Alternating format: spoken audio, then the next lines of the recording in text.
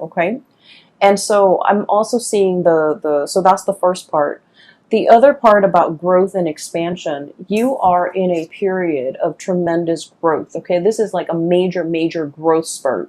So like if you were physically a person, I would say, you're going through your teens where you are outgrowing your environment. You're outgrowing your home. You're outgrowing your friends. You're outgrowing the physical environment that you're in. And you're contemplating the next journey. Okay.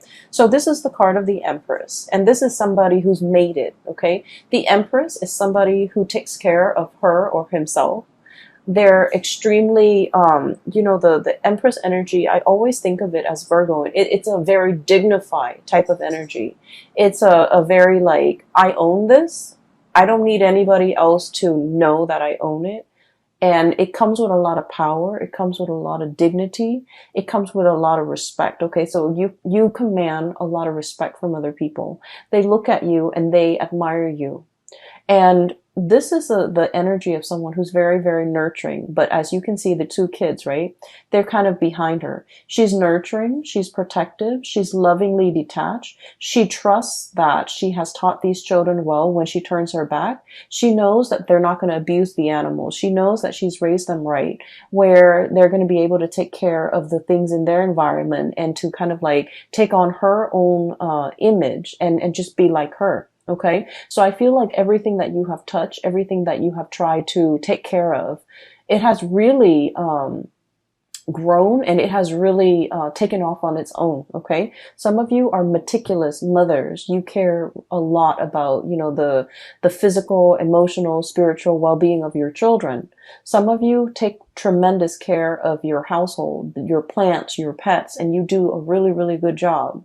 And I feel like it shows. And I feel like people look at you and they're just like, she's on, the Empress is on her cushions, and, she looks so dignified. She looks so like clean and well kempt, and they're just looking at you like, how do you manage? How do you do all of this without ruffling your hair, without, getting your dress dirty, without breaking a sweat? So they're looking at you in awe and admiration. And the thing is, people only see the end result. And I honestly believe that from your perspective, you don't shy away from hard work. You know when to roll up your sleeves and get dirty, right? Other people shy away from hard work. And so they look at everything that you have achieved and they're just like, wow, this Virgo person does it with such ease. Okay.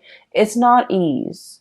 It requires a lot of planning, a lot of calculation, a lot of not overshooting, a lot of not underestimating, and a lot of just, being, being even minded and even handed to be able to, pull things off the way that you do. And I feel like people look at you in awe and admiration, and you are aware of that too. You're aware of finally your skills and your capabilities. And while you're in this situation, in this environment, it feels really comfortable. It feels really cushy, but you are already contemplating the next big step. I'm drawn to this road behind this fence here. There's a doorway that is open for you, and there's a new path for you to take.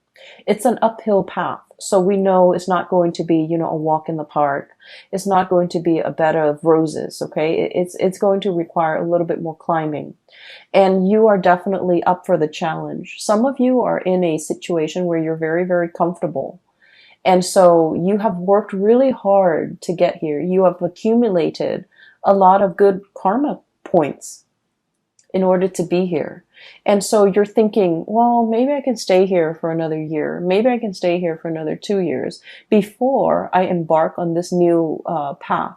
Okay. Some of you might have been waiting here, waiting for that gate to open, waiting for that new path to show itself before you make a move.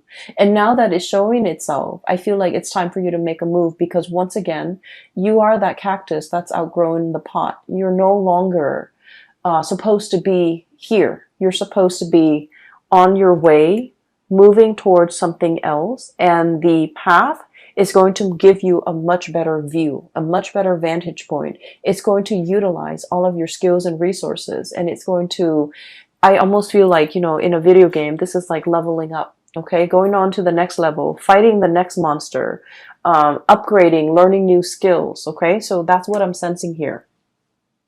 And throughout this entire journey, whatever you had to do in order to get here, I feel like you did it in such an admirable, and this is why I absolutely love Virgos. They do what's right no matter what. It's almost like they always have this internal compass, and it always points them in the right direction, like like morally, ethically, it always points them in the right direction. And so what I'm seeing here is a situation where, you know this is a card about generosity, giving back to people, taking care of people. You've done a lot of good deeds in your lifetime. Okay. And I feel like good deeds is not just about volunteering on the weekend. Good deeds is scattered throughout the day. Every opportunity, every waking moment that we are awake, every moment that we are actively doing something, we can choose to do good deeds. Okay. For example, driving to work, letting somebody, cut in ahead of you because they're late for work, because we're all stuck in a traffic jam, because we're all trying to get to our destination, understanding that that person did not mean to cut us off. They're just trying to get to work, and not throwing a fit, and kindly stopping your car and letting the other person cut ahead of you. Okay. A good deed is like, looking at putting your lunch in the fridge when you get to work, and seeing like some containers that have been spilled over, or seeing, some like spoiled objects in the fridge, and opting to take a few seconds to throw that out, because, it's a communal fridge. We all share this space, and we should try our best to keep it clean. And so I feel like you take this spirit of service to everything that you do, to your daily actions, to every single event, to every single moment of your life. Okay. Doing the right thing. Okay. Even if it takes a few seconds of your time, even if it just, even if it requires you going out of your way, as long as you feel like, well, I have the time, so I can do this because the other person seems stressed out. And so I'm doing this so that it can, alleviate a little bit of stress in their life.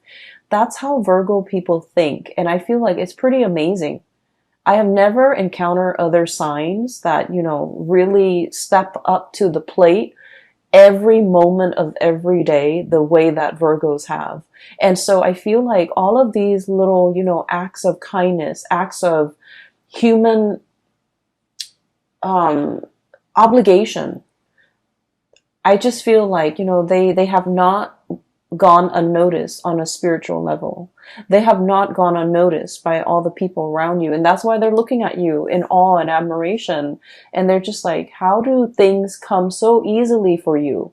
And, it doesn't come easily. It's just we have to train our mind to look at everything that we do and serve others and live our lives with a lot more purpose and meaning, and live our lives based on this spirit of service to other people, okay, to our environment, to other people. And so what I'm seeing here is I see a situation where you are definitely in your A game, financially, professionally, spiritually, emotionally, physically. You're at your A game. And you're ready. Life has opened up a new door for you, because you're ready to tackle the next big thing. Okay. It's almost like, spiritually, you're being led for something bigger and brighter, and something that is a little bit more challenging. And you understand that it's going to be a little bit more challenging. So you have spent, the last 6 months preparing yourself physically, emotionally, and spiritually to embark on this next phase in your life. And so I see so much stability and abundance that's coming into the picture.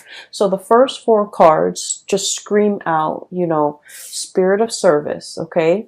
Good deeds coming back, a lot of financial stability, a lot of money coming into the picture, a lot of Generosity. This is a card, the King of Pentacles is somebody who sees the proper value in other things, in other people as well. So this is somebody who might be in your life, who is really in sheer admiration of you. And they're going to, I'm seeing a lot of gratitude. So, I usually think of this as somebody's ringing the bell, somebody's making their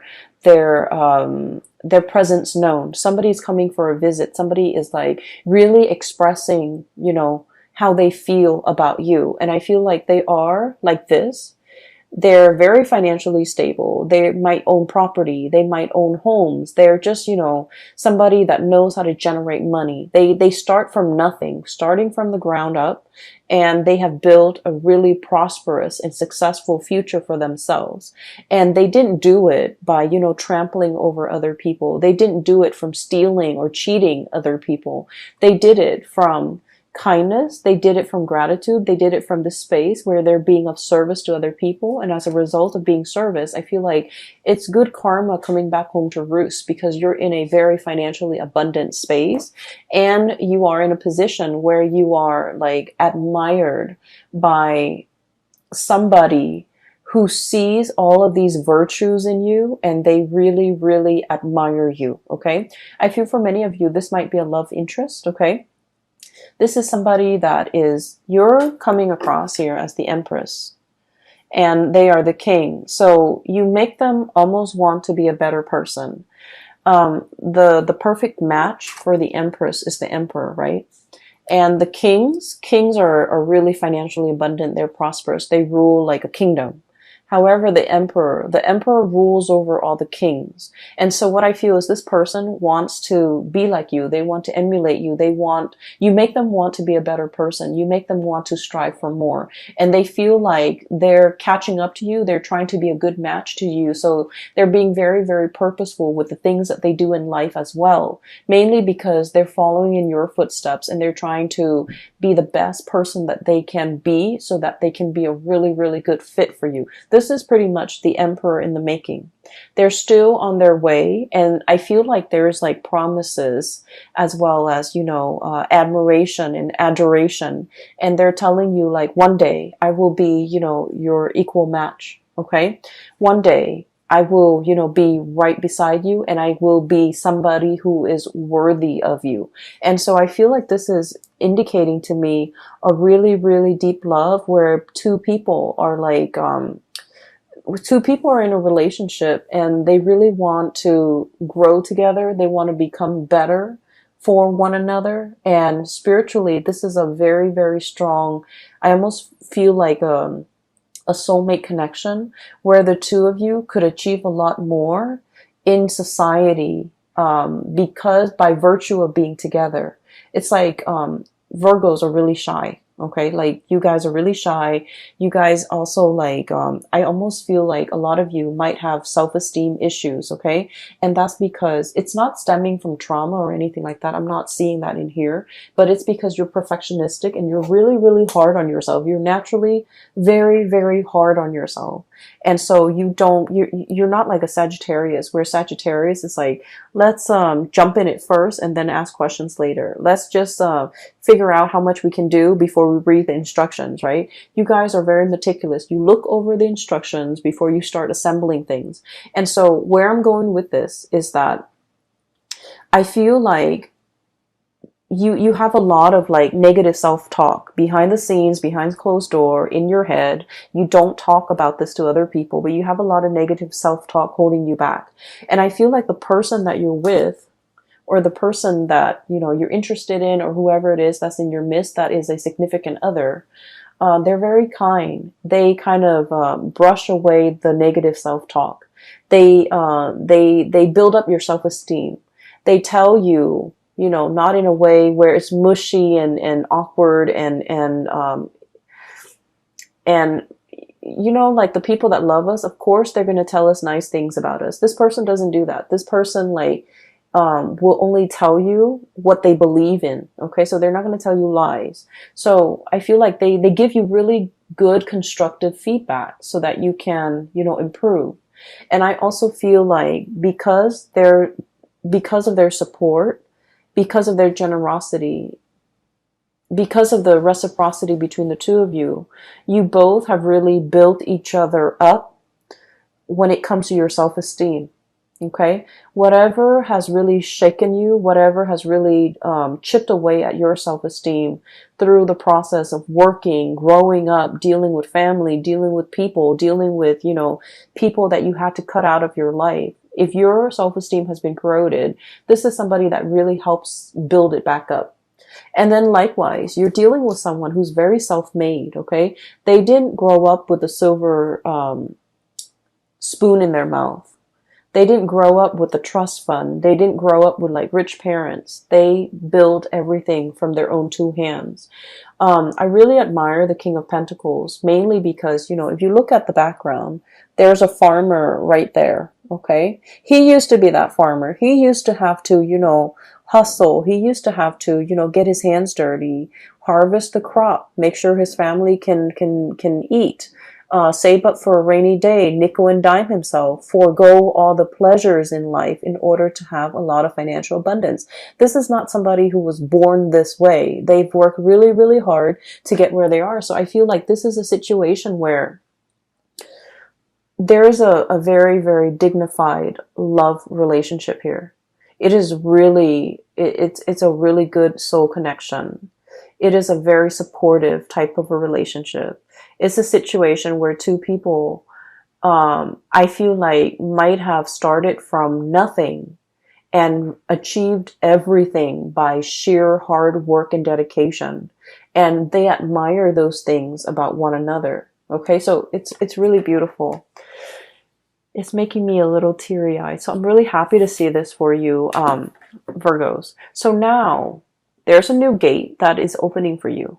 Literally a new gate. And I'm saying the new gate, and you know how like gates that have been really old and rusted, they make a lot of noise when you open them, right? When you move them, when the wind moves them, when somebody physically goes in there and jiggle the key in there and try to pry it open and moves it, it makes a lot of noise. I feel like there's a situation here where there's a lot of noise and clamor. And I feel like if you're looking for a sign, like tell me which way I need to go towards the noise. Okay. It's because I feel like something is making itself very, very evident to you. And it's telling you, this is the one. It could be like a signal that somebody's coming in. This is the one. It could be, this is the job that's coming in. This is the new path that you're supposed to take. And I feel like you might have been waiting for it to open. And I feel like in the month of October, it is going to be opening, like breaking open for you.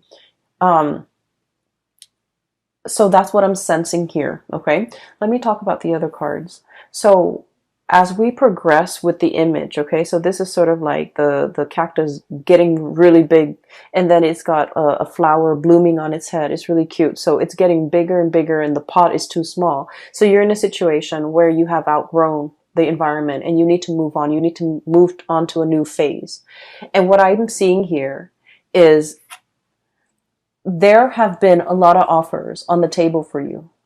And I feel like you're thinking about, I want something a little bit more exotic. I've spent a lot of my time, a lot of the past few years, majority of my adulthood, being the responsible one, doing something that's expected of me, making the safe decisions, or sticking with the safe choices. And I'm in a position where I am looking for something brand new. I'm looking for a challenge. I'm looking for something that has not been done yet. Okay. So, I feel like for many of you, you guys are very, very good at looking at existing processes, looking at existing ways of doing or existing things and streamlining it and improving it and making it more efficient. But now you're in a phase where you're trying to create something brand new, something that has never been done before. And so you're looking at all of these offers and you're just like, these are mundane. These are things that anybody, like a trained monkey, could do if you train it well. Okay. I'm looking for something a little bit more challenging, a little bit more like a little bit different from everything that I'm used to. So some of you, for example, in your resume, you might have had like 4 jobs where you were, for example,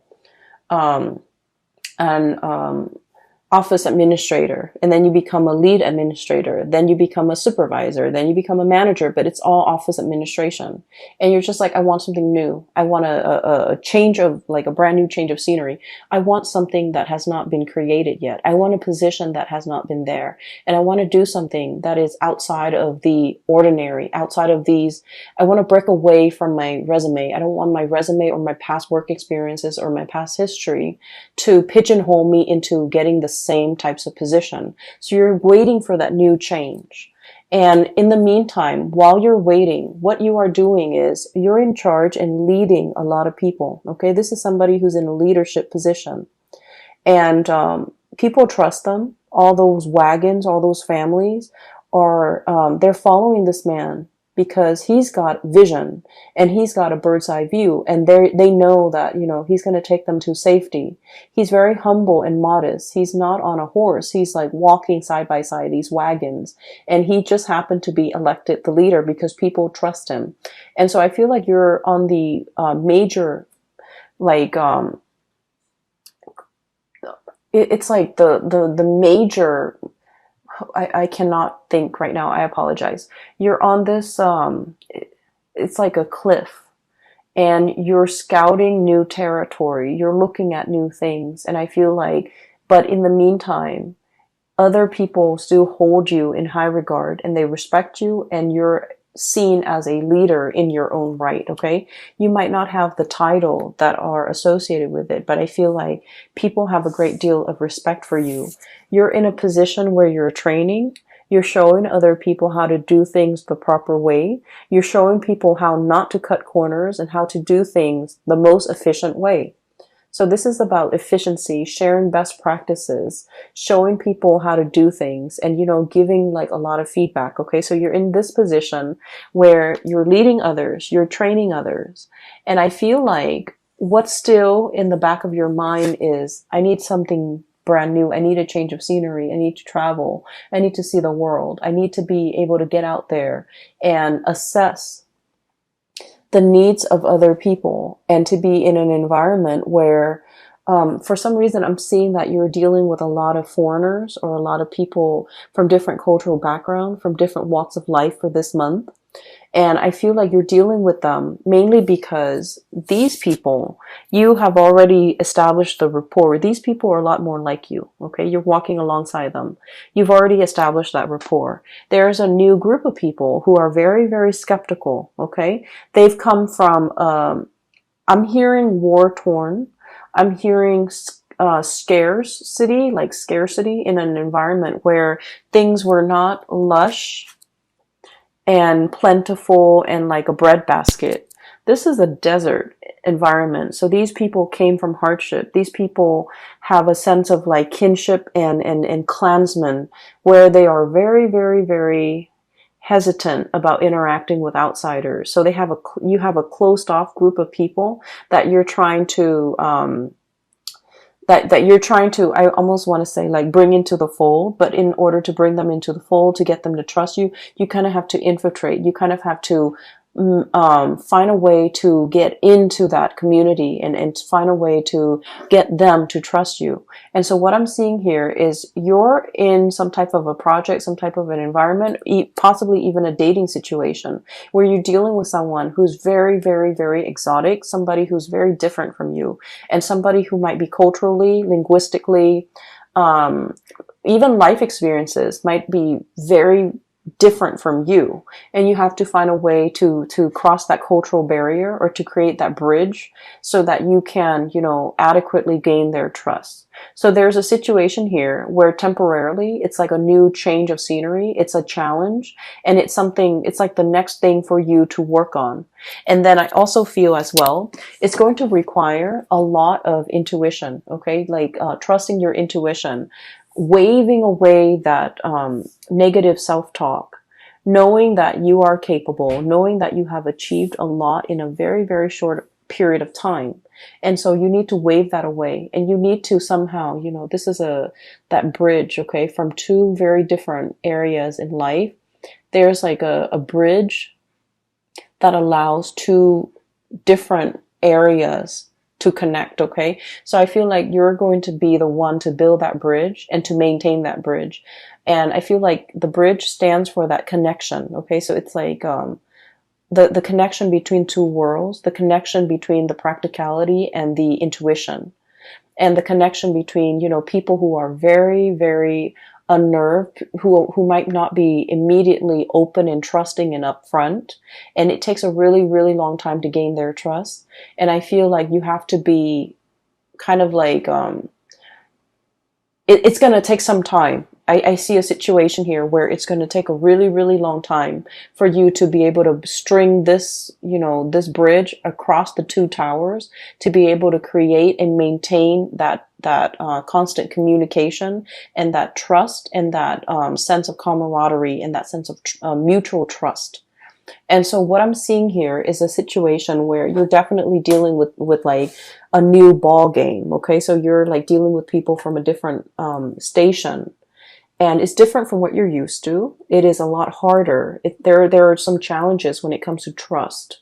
There are also some challenges when it comes to somebody being very, very territorial, and like if you're different, you're seen as the odd man out. If you're different, you're seen as the outsider, and we don't trust outsider. I see a situation like that, and so you're going to have to be a little bit more patient when you're dealing with this, and you're going to have to kind of like literally slip yourself in their shoes and figure out where they have come from, okay? And I feel like there's a, whatever they worship, whatever they believe in, even if you don't believe it, you kind of have to slip into their shoes and to understand where they're coming from and why they are behaving in that way. And I feel like it's going to create that bridge to help you connect to those people or that group, or you know, that community of people. All right. So Virgos, you have some amazing things coming into the picture. The beginning of the month is going to be really phenomenally stable and good. And just, you know, I see you being very happy. The latter part of the month, at the end of the month of October, I think October 31st on Halloween, we are shifting into Mercury retrograde. And so I see a little bit of issues when it comes to people being upfront and honest with their communication. And I feel like they're being very indirect with you. Okay, so that's the only danger that I'm seeing here with the High Priestess, which is reading between the lines. The Moon, confusion. And then I see group work. So I feel like there might be some confusing energies regarding communication, regarding expectation, regarding meeting points, regarding coordination and things like that. That might, there might be some wrenches in the works, and it might be disruptive towards the end of the month.